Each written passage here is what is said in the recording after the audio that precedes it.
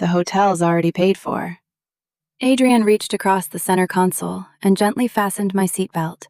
His fingers lingered against my shoulder, exactly the way they had for years. The flowers are ordered, he smiled. If you still want the ceremony. Yeah, find someone else to stand beside you. For a second, I thought I had misheard him. What? You shouldn't waste the wedding. His voice stayed impossibly calm. The guests are invited. The venue's booked, so just ask another man to be the groom. Outside the windshield, Chicago traffic drifted lazily beneath a gray afternoon sky. Inside the car, my entire future stopped moving. What are you talking about? He brushed a loose strand of hair behind my ear. I got married this morning. I laughed, not because it was funny, because my mind refused to accept the words. Stop. I'm serious. We went to City Hall. Claire's my wife now. 7 days. That was all that remained before our wedding. My wedding dress rested carefully inside a garment bag across the back seat. The consultant at the bridal boutique had tucked fresh white roses into my hair less than 20 minutes earlier. I'd spent an hour staring into the mirror, imagining Adrian's face when he saw me walking down the aisle. Now, the man who was supposed to be waiting there was calmly telling me he'd already married someone else. Our wedding is next Saturday. I know. You married another woman. A week before ours? He sighed patiently, almost sympathetically. Natalie, don't make this uglier than it needs to be. I still love you. You know me better than anyone. We've built 10 years together. Nothing changes that. I stared at him. If nothing changed, then why did you marry her? He had an answer ready. Of course he did. Claire needed certainty. She's 25. She sees everything in black and white. She wanted marriage. You and I don't need a piece of paper. We're beyond that. Every sentence sounded polished, practiced, like he'd spent days rehearsing them until they felt reasonable. He truly believed I'd understand, maybe even thank him for being honest. Then he smiled again. The same smile I'd trusted for 10 years. If you really want the ceremony, don't cancel it. You worked too hard. Just ask somebody else to stand beside you. It's a shame to waste such a beautiful wedding. The words hit harder than the confession itself. Not because he had married another woman. Because somewhere in his mind, our relationship had become something that could simply be reassigned. Like changing the seating chart. Like replacing a vendor. Like swapping one groom for another. Inside my coat pocket, a small white envelope pressed against my hand. I'd carried it everywhere for 3 days. I had imagined giving it to Adrian after my final dress fitting. Maybe over dinner. Maybe while we unpacked wedding gifts. Maybe after he kissed me goodnight. Inside was the ultrasound confirmation.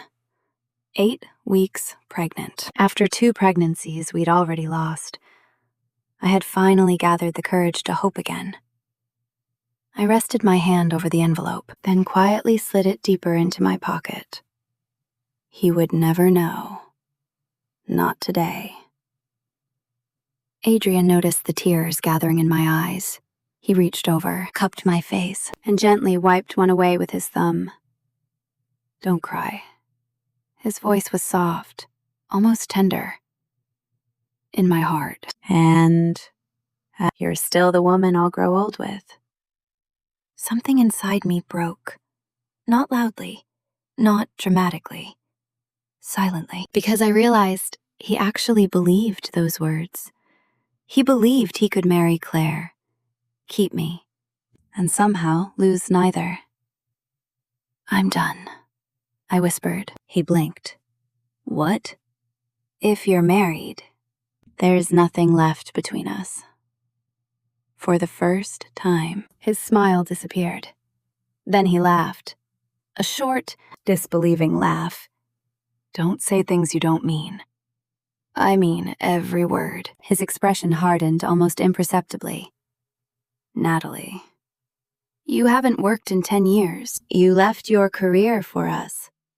You don't have family nearby. You built your whole life around me. He leaned closer.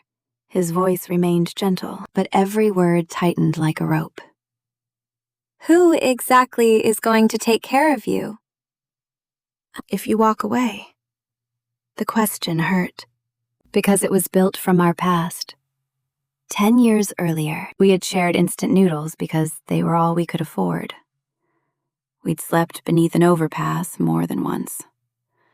We'd buried 2 babies before either of us could hold them.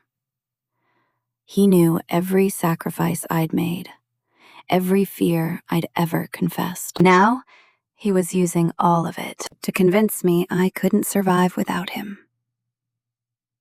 His phone rang, the same melody I'd heard for months. Every time I'd asked, he'd smiled. Client. This time, he didn't answer. He glanced at the screen, then quietly rejected the call. I need to pick Claire up. He unlocked my door. You should stay at the country house for a few days. When she calms down, we'll work out an arrangement. An arrangement? He nodded. That keeps everybody happy. Everybody. Not us. Everybody. I stepped out of the car. Before I'd even closed the door, he drove away. I stood alone on the sidewalk, watching the taillights disappear into Chicago traffic. Then my knees gave out. I bent over beside the curb and vomited when I could finally breathe again. I took out my phone. There was only one person I needed to call. I hadn't spoken to him in almost 10 years. He answered on the second ring. Morgan and Reed. This is Daniel Morgan. I closed my eyes. It's Natalie Bennett. A long silence followed. Then his voice became unusually careful. Ms. Bennett. And have you finally decided to take your company back? Daniel Morgan didn't speak immediately. For several seconds, then all I heard was quiet breathing on the other end of the line. When he finally answered, his voice carried the same careful respect I remembered from years ago. I've been hoping you'd make this call. I need to terminate Adrian Cole's proxy authority, I said. Immediately. Another pause. Then, has something happened? I looked toward the road where Adrian's Bentley had disappeared. He got married this morning. Silence. Longer this time. I understand. No, I whispered. I don't think anyone understands. Morgan didn't ask another personal question. He never had. Meet me at the office. 1 hour. Bring identification. And Natalie, don't tell Mr. Cole you're coming. I ended the call. The wind carried the scent of rain across the sidewalk. People walked past me without looking twice. To them, I was just another woman standing outside a bridal boutique. None of them knew the groom had already married someone else. None of them knew I was carrying his child. Morgan and Reed occupied the same historic building they'd used for decades. Nothing inside had changed. Dark walnut walls, old legal books, the same grandfather clock ticking quietly in the reception area. Only I had changed. 10 years ago. I'd walked into this office believing I was temporarily stepping away from my career to build a family. Today, I walked in wondering whether I'd abandoned far more than a job. Morgan stood as soon as I entered. His hair had turned almost completely white, but his handshake remained steady. I'm sorry. Those were the first words he offered. Not, congratulations. Not, how have you been? Just, I'm sorry. For some reason, those 2 words nearly made me cry. He led me into the conference room. A thick leather folder already waited on the table. I've kept every original document, he said, in case you ever came back. I looked at him. You really thought I would? I hoped, he answered honestly. He opened the folder. The first page carried my name, Natalie Bennett, founder, North Star Systems. I stared at the title for several long seconds. Founder? I hadn't called myself that in almost a decade. Somewhere along the way, I'd become Adrian's fiancé, Adrian's partner, Adrian's support system, without realizing it. I'd stopped being Natalie. Morgan slid another document toward me. This is the proxy agreement.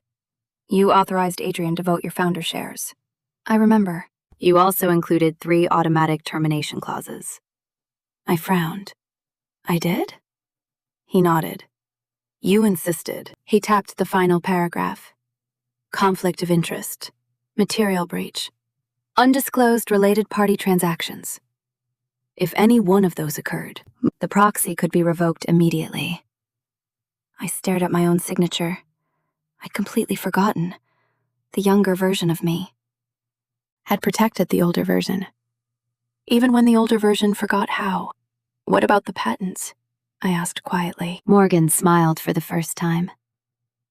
They're still yours. My head lifted. What? Every foundational patent, every software copyright, the original source code. They've always remained under your ownership. I felt the room tilt slightly. I thought, you thought Adrian owned everything. He finished gently. That's what he wanted you to believe. Morgan opened another folder. This is the intellectual property license. I recognized my handwriting immediately. 10 years earlier, I'd signed a royalty-free license allowing North Star to use my technology. Back then, the company couldn't afford licensing fees. Neither could Adrian. Neither could I. We promised we'd renew it together, I whispered. Morgan nodded. You did. He flipped to the final page. It expires next Saturday. My breath caught. Our wedding day. The same day we'd once chosen because we believed our marriage and the company's future would begin together. Instead, both agreements would end on exactly the same date. So, after next Saturday, Morgan folded his hands. North Star can no longer legally use your technology. Unless you approve a new agreement. I stared at him. Does Adrian know that? I honestly don't know, he answered. But the corporate secretary certainly does. For the first time that afternoon, I wasn't thinking about Claire, or the wedding, or even Adrian. I was thinking about the woman I'd been before I gave everything away. The woman who wrote code through sleepless nights, who named the company, who believed ideas mattered more than titles. Somewhere, she was still here, waiting for me to remember her. Morgan slid one final document across the table. If you sign this, your voting authority returns immediately. What happens after that? We begin an independent forensic review. Only if the evidence justifies it. I looked at the signature line, then at my own reflection in the polished conference table. This wasn't revenge. It wasn't punishment. It was simply the first decision I'd made for myself. In almost 10 years. I picked up the pen and signed my name. The ink hadn't even dried. Morgan collected the signed proxy termination notice and slipped it into a separate folder. I'll have this served today. To Adrian? To Adrian. The corporate secretary, and every shareholder entitled to notice. I nodded. No surprises. Morgan gave me a sympathetic look. I'm afraid. That part is already behind us. As I stood to leave, my phone vibrated. Adrian, I ignored it. A second later, another call, then another.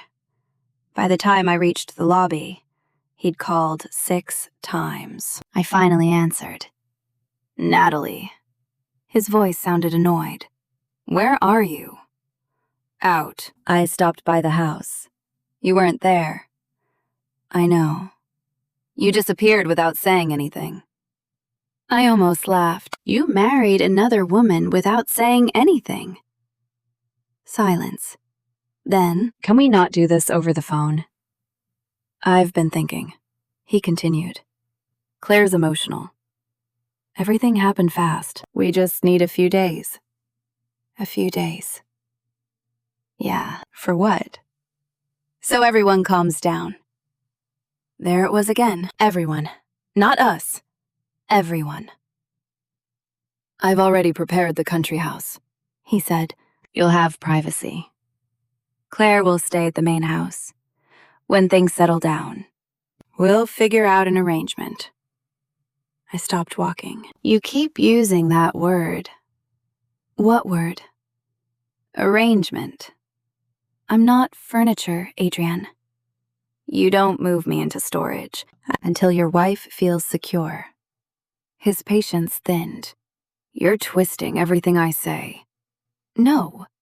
I'm finally hearing it clearly. He exhaled slowly. Look, I'll explain everything tonight. We're going to the North Star Charity Gala. You know everyone there. I want Claire to meet the board. My stomach tightened. You want me to introduce your wife? You're good with people. You know the investors. You know which donors matter. You'll make her feel comfortable. For several seconds, I couldn't speak. The woman replacing me, and he wanted me to train her. I'll think about it, I answered. Good. I knew you'd understand. He hung up before I could respond. Exactly as he'd always done. Decision made, conversation over. When I arrived home, Adrian's Bentley was already in the driveway. One rear window had been left slightly open. Laughter drifted into the summer air. Claire's. Then Adrian's. Say it again, he murmured. I love you. Claire laughed. No. Say my name first, Adrian. And who do you belong to? You. I stood perfectly still. The sound hurt less than I expected because something inside me had already begun letting go. Nearly an hour later, they walked into the house together. Claire looked exactly the way I'd imagined. 25, soft brown hair, bright eyes, white sundress, the kind of face strangers instinctively wanted to protect. The moment she saw me, her smile disappeared. She looked at Adrian. I thought she moved out. So did I said quietly. Claire's lower lip trembled. You promised, she whispered. You said this would be our home. Adrian immediately wrapped an arm around her shoulders. It is. He kissed her forehead.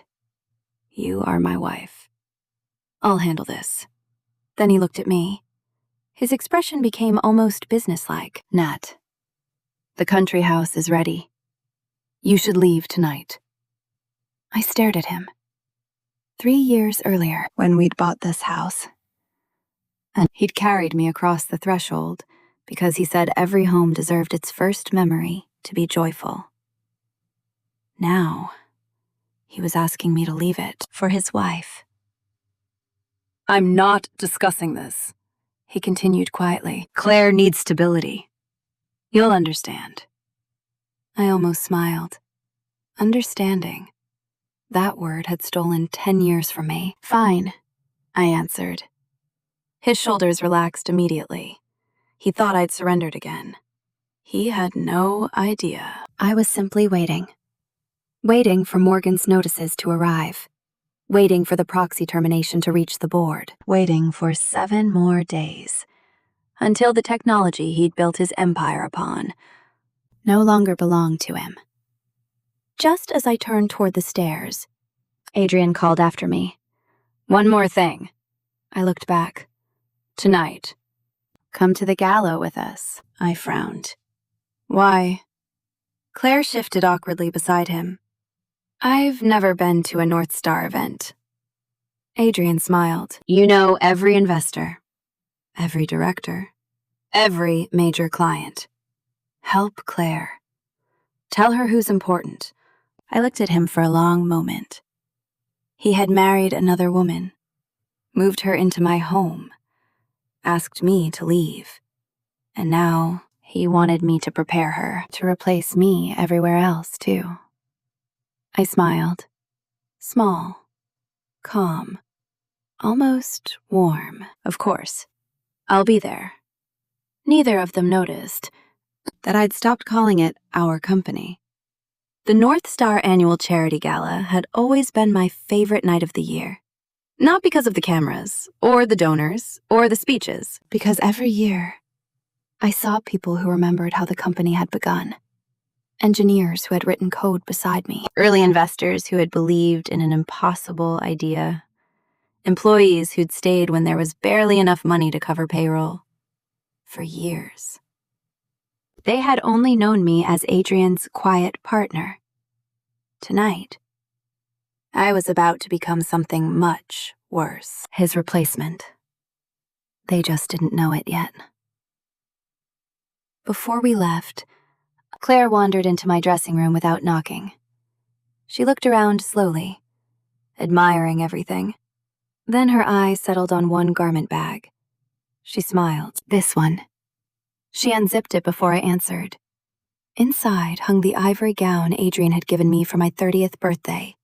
Hand-sewn beadwork, Italian silk, months of custom work. He'd surprised me with it after North Star landed its biggest contract. Beside it rested a blue diamond bracelet and matching earrings he bought at a charity auction. Claire held the dress against herself. It fits perfectly. She said it like she was complimenting the tailor, not stealing another woman's memory. Adrian appeared behind us. He caught my eyes in the mirror. Let her wear it. It's only a dress. Only. There was that word again. Only a marriage certificate. Only a house. Only 10 years. Only a dress. Somehow. But everything precious became small. Once it belonged to me.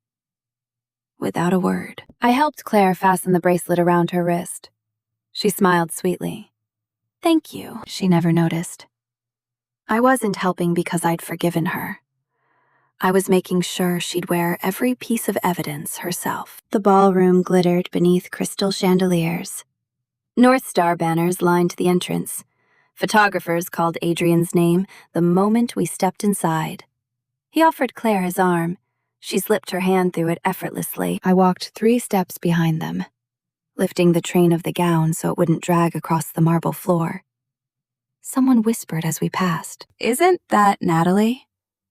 I thought she was the bride. No. I heard he married the younger woman. I can't believe she still came. Every sentence landed like another stone. Adrian heard them. He kept smiling for the cameras. At every table, he introduced Claire the same way. My wife. People congratulated them. Claire leaned closer against his shoulder.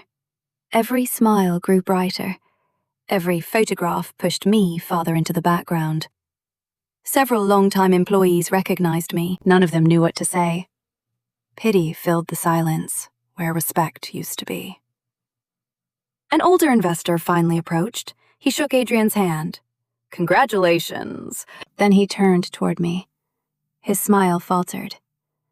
I'm sorry. I thanked him quietly. Adrian immediately redirected the conversation toward Claire. Within seconds, I no longer existed. I escaped to the ladies' room, locked myself inside the last stall, pressed both hands over my mouth until my breathing slowed. No tears came, only exhaustion. When I finally stepped out, voices drifted through the adjoining lounge. The connecting door hadn't closed completely. I recognized Adrian immediately. Tell me something, one of his oldest friends said. You really married Claire 7 days before your wedding?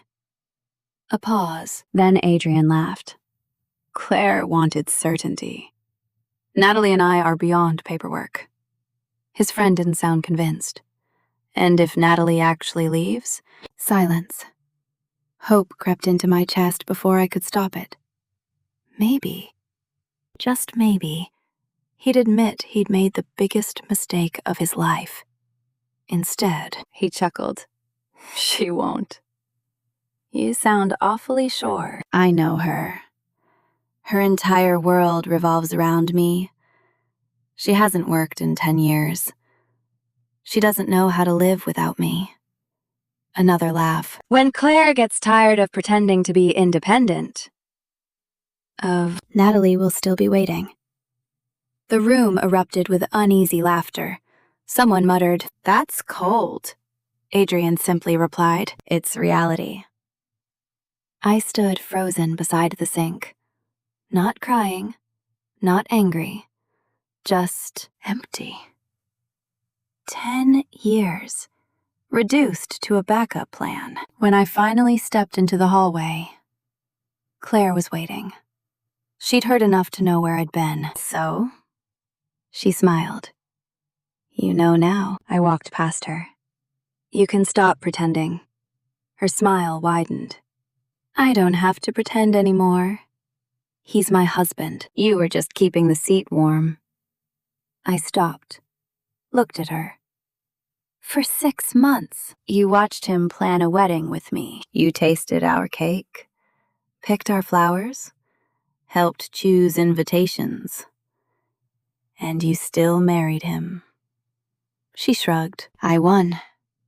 You stayed 10 years. I only needed 6 months. I smiled sadly. No, you inherited a man.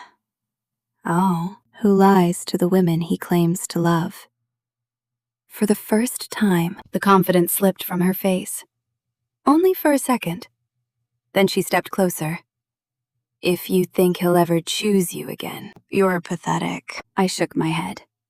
You still don't understand. What? I'm not trying to win him anymore.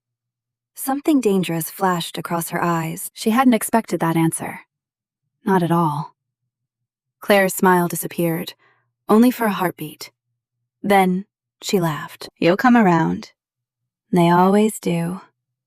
She brushed past me and walked back toward the ballroom, as if the conversation had already ended, as if she'd already won. I watched her leave.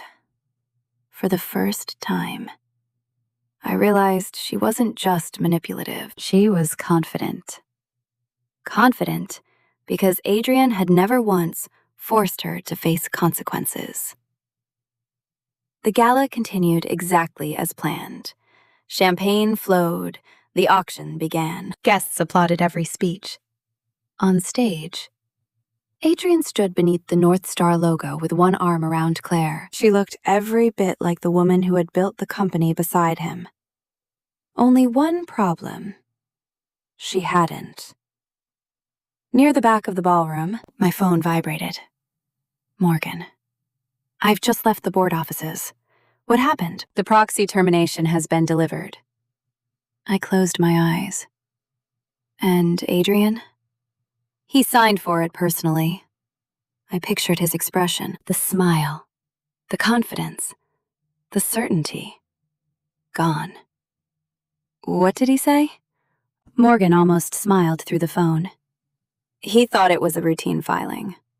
He hasn't read the attachments yet. A second email arrived. Corporate secretary receipt confirmed. Beneath it, another attachment. The upcoming board meeting agenda had been revised. Item 1, restoration of founder voting rights. Item 2, review of intellectual property license expiration. My pulse quickened. The countdown had officially begun. Across the ballroom, Adrian caught my eye. He raised his champagne glass toward me, still smiling, still believing he controlled every room he entered. He had no idea. The room had already begun shifting beneath his feet.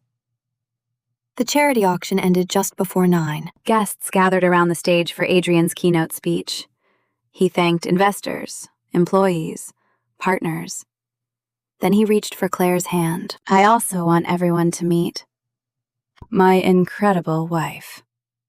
Polite applause filled the ballroom. Claire stepped forward gracefully. She looked radiant beneath the lights. For a moment, she truly believed this was her beginning. Then a familiar voice interrupted. I believe someone has forgotten an introduction. Heads turned. Daniel Morgan walked calmly down the center aisle. Dark suit, leather briefcase. Unhurried. The kind of confidence built from never needing attention. Adrian frowned. What are you doing here? Morgan stopped below the stage. I came to deliver confirmation. Confirmation of what? He opened his briefcase, removed a single envelope. You've officially received notice that your founder proxy has been revoked. The ballroom became silent. Adrian stared at the document. What? As of 4:30 this afternoon. All voting authority granted by Natalie Bennett.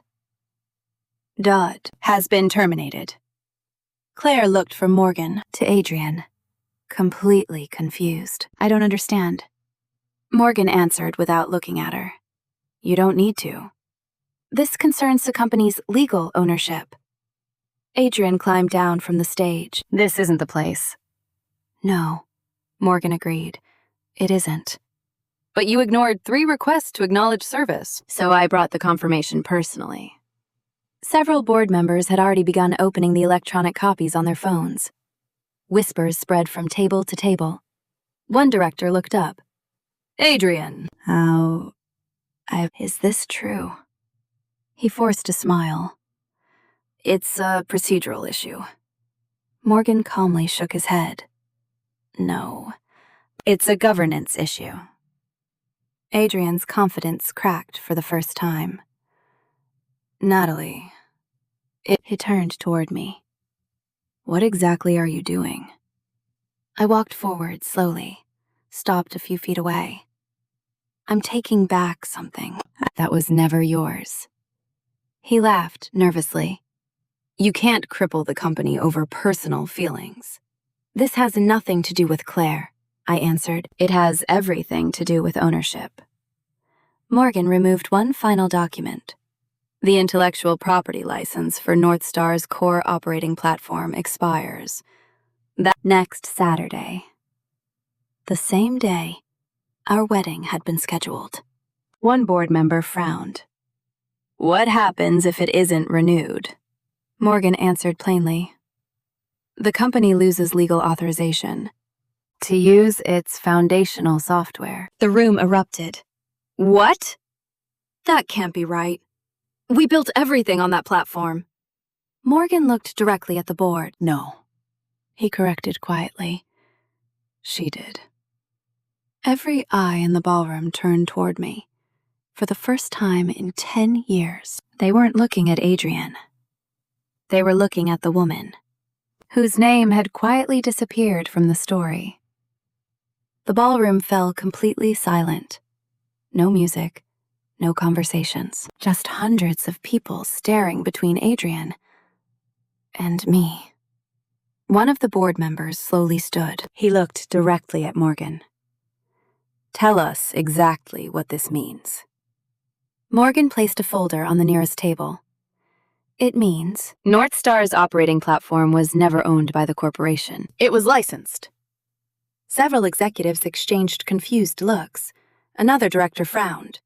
Licensed from whom? Morgan turned toward me. From Natalie Bennett. For a moment, no one spoke. Then someone whispered. I thought Adrian created the platform. Morgan answered calmly. He developed later versions. But the original architecture, the patents, the source code, the core intellectual property, they've remained under Miss Bennett's ownership from the beginning. A ripple spread through the room. Investors looked at one another. Executives opened laptops. Phones appeared. People began searching corporate filings in real time. Adrian stepped toward Morgan. This isn't how we've always represented the company. Morgan met his eyes. No, it isn't. But the legal filings have never changed. He slid certified copies across the table. Every signature, Every registration, every patent assignment, every licensing agreement. Natalie's name appeared again, and again, and again. Not hidden, simply ignored. Claire looked at Adrian. You told me. You built everything. He didn't answer. She grabbed his arm. Adrian, you said the company was yours. Still, that nothing. For the first time, she wasn't looking at me. She was looking at the man she'd trusted, and realizing he'd lied to her too. One investor finally broke the silence. When does the license expire? Morgan didn't need to check. Next Saturday. Someone quietly calculated the date. The wedding. Morgan nodded once. Correct. Another director looked up sharply. If Miss Bennett refuses renewal, how operations stop? Morgan answered with careful precision. The company loses legal authorization to continue using the platform. Nobody spoke after that. The implications were obvious. Contracts, clients, employees, years of growth. Everything rested on an agreement Adrian had assumed would always be there, because he'd assumed I would always be there. Adrian finally looked at me, not with anger, with disbelief. You planned this. I shook my head. No, you planned your future. Anne? Without checking whether I was still part of it. You can't destroy everything we built. We? I asked quietly. You told everyone today. That Claire was your future. You don't get to call it ours now. He took another step closer. Natalie, I'm asking you. Please. It was the first time all day he'd used that word. Please. 10 years together, and it arrived only after power changed hands. I held his gaze. I would have renewed the license. His shoulders lifted with relief. Then I continued. Last week, before City Hall, before Claire, before you asked me to find another groom. The relief vanished. I didn't take your company away, I said softly. You walked away from the only person who could keep it. Claire slowly removed the diamond bracelet from her wrist, the one Adrian had once given me. She placed it on the nearest table, then the earrings, without another word. She turned and walked toward the exit. Adrian called her name once. She never looked back. The doors closed quietly behind her. No dramatic scene, no shouting. Just the sound of someone realizing she'd built her future on someone else's lie. One by one, board members approached me. Not to apologize, to ask questions. Respectfully, professionally. For the first time in years. They weren't speaking to Adrian before speaking to me. They were speaking to the founder. The room had changed. Not because anyone announced it, because everyone finally understood where the foundation had always been. The wedding never happened. The hotel refunded what it legally could. The invitations became souvenirs of a life that no longer existed. Within weeks, the board voted to appoint an interim leadership committee, while negotiations over the company's future continued. I renewed the technology license, not for Adrian, for the engineers, the employees, the families whose livelihoods depended on North Star. Winning never meant destroying innocent people. It meant refusing to destroy yourself. Months later, Morgan stopped by my office carrying 2 coffees. North Star's headquarters could be seen through the windows across the street. You could have taken everything, he said. I know. But then I'd become the kind of person I spent 10 years trying to survive. He smiled quietly. I was hoping you'd say that. Before leaving, he handed me a small envelope. Inside was the ultrasound photo I'd forgotten in his conference room the day my world fell apart. I stared at it for a long time. This time, I smiled. Not because life had gone according to plan, because it hadn't. The woman who walked into a bridal boutique, dreaming about becoming someone's wife, never made it to the altar. The woman who walked out of a lawyer's office remembering who she had always been, finally came home to herself. And that turned out to be the happiest ending she never thought to ask for.